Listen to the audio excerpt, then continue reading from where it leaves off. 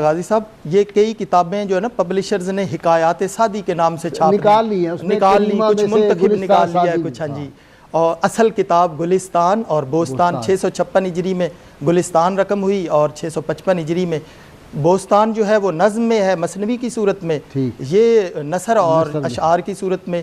एक जैसे वो हिकायात की बात कर रहे, दानिश की बातें, हिकमत की बातें हज़रत सादी अलैहिर्रहमा बयान करते हैं कि एक दफ़ा एक बादशाह वो सैर व सियाहत के लिए निकले, साथ उनका एक अजमी ग़ुलाम, वो कश्ती में बैठे तो कश्ती जैसे कश्ती का उनको अंदाज़ा नहीं था, डोलने लगी, वो ऊंची ऊंची रोने लगा। बादशाह तो अपनी सैर व सियाहत और मज़े के लिए और तफरीह के लिए निकला था, बड़ी मिन्नत समाजत की गई, वो चुप ही नहीं हुआ, उनका मज़ा गारत हो गया।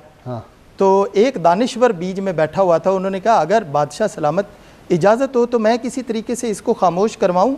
कहा भी हम तो यही चाहते हैं कि इसको चुप करवाया जाए ताकि मज़ा दोबाला रहे।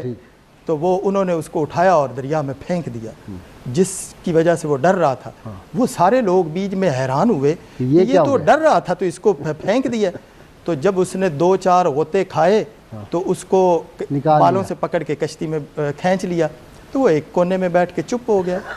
तो कहा गया कि ये इसमें क्या हिकमत और राज है।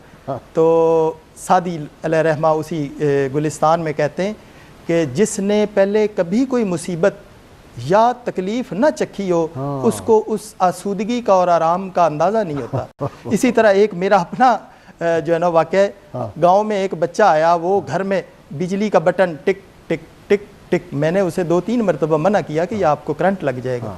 वो एक दिन वो पंखे का स्विच लगाने लगा, तो वो एक तार उसने, उसका स्विच नहीं था, तार बीच में लगाई और दूसरा पकड़ के जैसे ही घुसेड़ने लगा तो उसको थोड़ा सा झटका लगा। तो उसके बाद उसको कभी कहा भी है कि ये बटन दबा दो, तो उसने कहा मैंने नहीं दबाना, मैंने नहीं दबाना।